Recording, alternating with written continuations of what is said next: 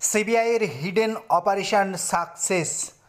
তলায় তলায় অত্যন্ত গোপনে সুকৌশলে সিবিআই কিন্তু সার্থকভাবে তার কাজটা সম্পন্ন করেই ফেলল।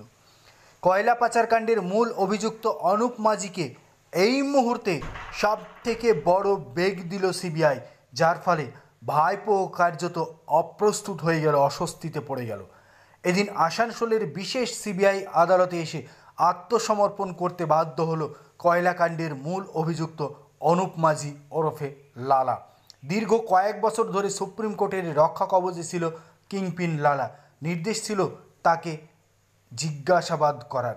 তবে এই মামলায় চার্জশিট পেশ করে তদন্ত শেষ করার জন্য কেন্দ্রীয় এজেন্সিকে নির্দেশ দেয় আসানসোলের বিশেষ সিবিআই আদালতের বিচারক রাজেশ চক্রবর্তী। আগামী 21শে মে এই মামলায় ফাইনাল চার্জশিট পেশ করতে পারে সিবিআই। তারপরেই শুরু হবে মামলার মূল ট্রায়াল। তার আগেই সিবিআই আদালতে এসে হাজিরা দিলেন অনুপ মাঝি ওরফে লালা, যার ফলে অস্বস্তি বাড়তে শুরু করলো। কার্যত একদম বলা যায় যে ভিত নড়িয়ে দিল সিবিআই। অত্যন্ত সংগোপনে সিবিআই যে কাজটি সম্পূর্ণ করলো, চতুর্থ দফা লোকসভা ভোটের মাঝে কার্যত অস্বস্তি বাড়তে শুরু করলো হেভিওয়েটদের। সিবিআই লালাকে হেফাজতে না পেয়ে জিজ্ঞাসাবাদ করতে পারছিল না, আর এবার কার্যত সেটাই সম্ভব হতে চলেছে। জিজ্ঞাসাবাদ করে এবার কার্যত বড় মাথাদের টিকি পর্যন্ত পৌঁছতে চলেছে সিবিআই।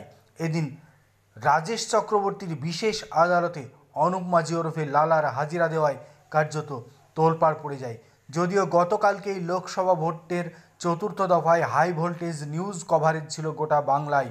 মিডিয়া ছিল ভোটের দিকে, ভোটমুখী ছিল মিডিয়া, কিন্তু অত্যন্ত সংগোপনে সিবিআই যে কাজটি গতকাল করে ফেলেছে তাতে কার্যত শিরে সংক্রান্তি অনেক হেভিওয়েটদের।